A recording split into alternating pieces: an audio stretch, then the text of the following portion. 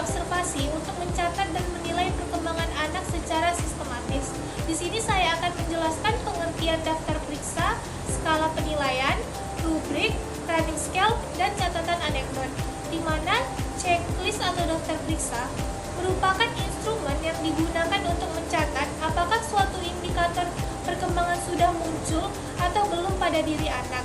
Yang selanjutnya itu ada skala penilaian, digunakan untuk melihat tingkat kemampuan anak. Melalui skala ini, guru dapat menilai sejauh mana perkembangan anak. Misalnya dari kategori belum berkembang, mulai berkembang, berkembang sesuai harapan, hingga berkembang sangat baik. Nah, selanjutnya itu ada rubrik.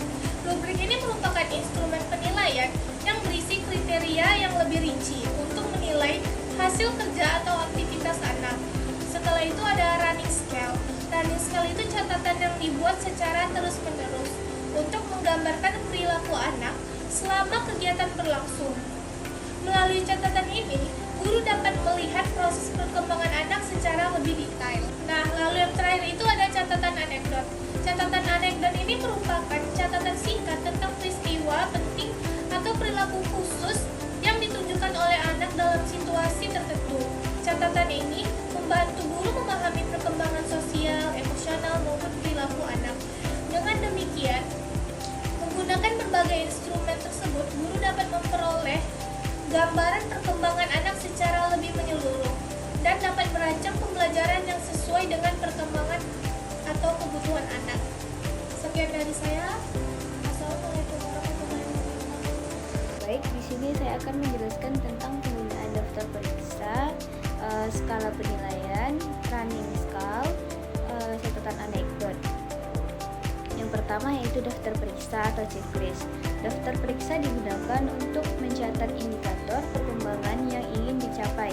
Instrumen ini memungkinkan pendidik untuk menandai kemajuan anak dalam berbagai aspek seperti sosial, emosional, dan kognitif. Checklist dapat dilengkapi dengan catatan anekdot untuk memberikan konteks lebih lanjut tentang perilaku yang diamati. Lalu yang kedua yaitu skala penilaian. Skala penilaian memberikan cara untuk menilai tingkat kemampuan anak berdasarkan indikator yang telah ditentukan dengan menggunakan skala. Pendidik dapat mengukur perkembangan anak dalam kegiatan bermain dan interaksi sosial yang menentukan langkah selanjutnya dalam pembelajaran. Lalu yang ketiga yaitu rubrik skala. Rubrik adalah instrumen yang menyediakan kriteria penilaian untuk berbagai tugas atau kegiatan. Rubrik membantu pendidik dalam menilai hasil karya anak secara objektif dan memberikan umpan balik yang konstruktif. Ini juga memungkinkan perkembangan dalam waktu ke waktu. Lalu yaitu running scale. Running scale digunakan untuk mencatat perkembangan anak secara berkelanjutan. Dengan mencatat kemajuan secara rutin, pendidik dapat mengidentifikasi pola perkembangan dan merespon kebutuhan anak secara lebih tepat. Lalu yang terakhir yaitu catatan anekdot. Catatan anekdot adalah observasi singkat yang mencatat peristiwa penting dalam konteks alami anak. Ini memberikan wawasan tentang perkembangan sosial dan emosional anak, serta membantu dalam analisis lebih lanjut terhadap kemajuan mereka. Assalamualaikum warahmatullahi wabarakatuh. Perkenalkan, saya Dinda Azhari dengan NIM 2402008. Di sini saya akan menjelaskan langkah-langkah perencanaan daftar periksa. Dalam konteks asesmen anak usia dini, perancangan instrumen seperti daftar periksa, skala penilaian, rubrik, reading scale, dan catatan anekdot merupakan langkah-langkah penting untuk mengevaluasi perkembangan anak. Berikut adalah langkah-langkah perencanaan masing-masing instrumen. Yang pertama, daftar periksa. Identifikasi tujuan, tentukan aspek perkembangan yang akan dinilai seperti kognitif, motorik, sosial, atau emosional. Pengembangan item, buat item yang jelas dan spesifik untuk setiap aspek yang dinilai. Uji coba, lakukan uji coba untuk memastikan item dapat dipahami oleh pengamat dan relevan dengan perkembangan anak. Revisi, lakukan daftar periksa berdasarkan umpan balik dari uji coba. Yang kedua, skala penilaian. Definisikan kriteria, tentukan kriteria yang akan dinilai. misalnya keterampilan sosial atau kemampuan bahasa. Tentukan skala. Buat skala penilaian misalnya 1-5 dengan deskripsi untuk setiap level. Selanjutnya uji validitas. Pastikan skala mencerminkan perkembangan yang diharapkan dan lakukan revisi jika diperlukan. Yang ketiga, rubrik. Tentukan aspek penilaian. Identifikasi aspek yang akan dinilai dan deskripsikan kriteria untuk masing-masing tingkat pencapaian. Buat deskripsi tingkat. Rincikan deskripsi untuk setiap tingkat pencapaian agar jelas bagi pengamat. Uji coba dan revisi. Lakukan uji coba rubrik dan perbaiki berdasarkan umpan balik. Yang keempat, running scale. Definisi indikator. Tentukan indikator yang akan diukur secara berkelanjutan. Buat format rancangan yang memungkinkan pengamatan berulang dan pencatatan kemajuan. Yang C, monitoring secara berskala, catatan perkembangan anak dan analisis perubahan. Yang kelima, catatan anekdot, observasi, amati perilaku anak dalam konteks alami dan catat kejadiannya penting. Deskripsi detail, tulis deskripsi yang jelas dan objektif mengenai perilaku yang diamati. Selanjutnya, evaluasi catatan untuk mengidentifikasi pola atau perkembangan yang signifikan. Sekian materi dari saya kembalikan kepada moderator. Baiklah, di sini saya akan menjelaskan tentang kelebihan dan kekurangan dari beberapa teknik observasi dalam asesmen anak usia dini. Yang pertama yaitu ada teknik checklist. Kelebihannya itu memudahkan guru mencatat perkembangan anak secara sistematis, praktis, dan cepat digunakan karena hanya memberi tanda pada indikator. Bisa digunakan untuk memantau perkembangan anak dari waktu ke waktu. Tetapi kekurangannya itu tidak selalu menggambarkan keunikan setiap anak. Informasi yang diberikan terbatas karena hanya berupa tanda ya atau tidak. Bisa terjadi bias penilaian dari guru. Jadi, checklist memudahkan guru mencatat perkembangan anak dengan cepat dan sistematis. Tetapi kelemahannya, informasi yang diperoleh terbatas karena hanya berupa tanda ya atau tidak. Yang kedua ada rating scale.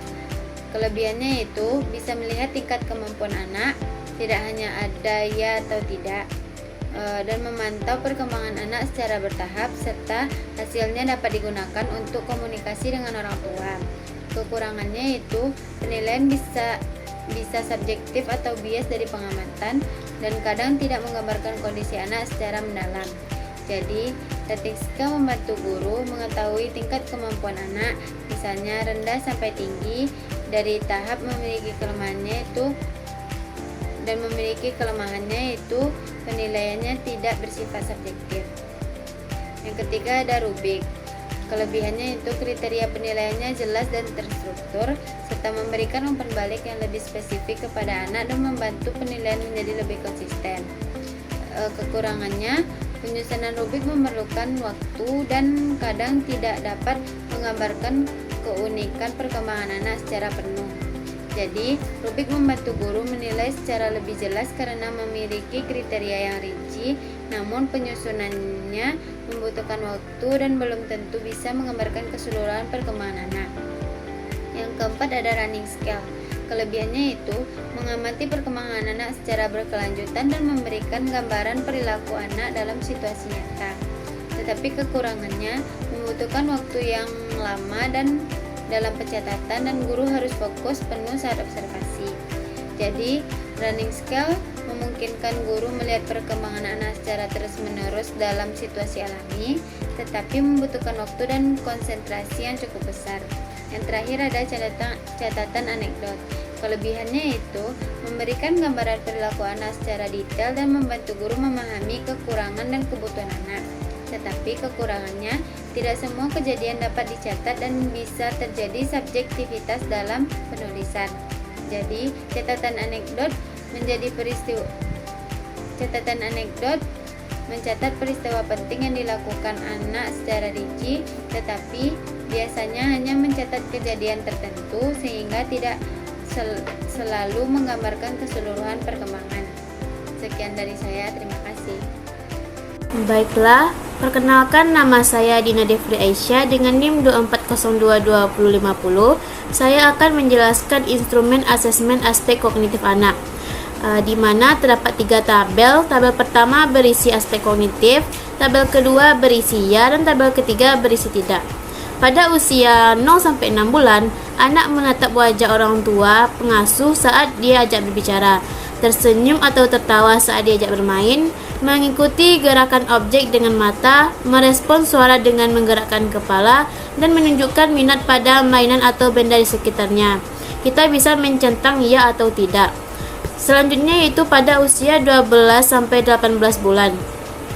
Anak mengenali wajah orang-orang yang sering berinteraksi, memanipulasi objek dengan tangan seperti menggenggam dan menggoyangkan mainan, mencari objek yang jatuh dari pandangannya, meniru suara atau gerakan sederhana, menunjukkan rasa penasaran dengan mencoba menggapai benda di luar jangkauan.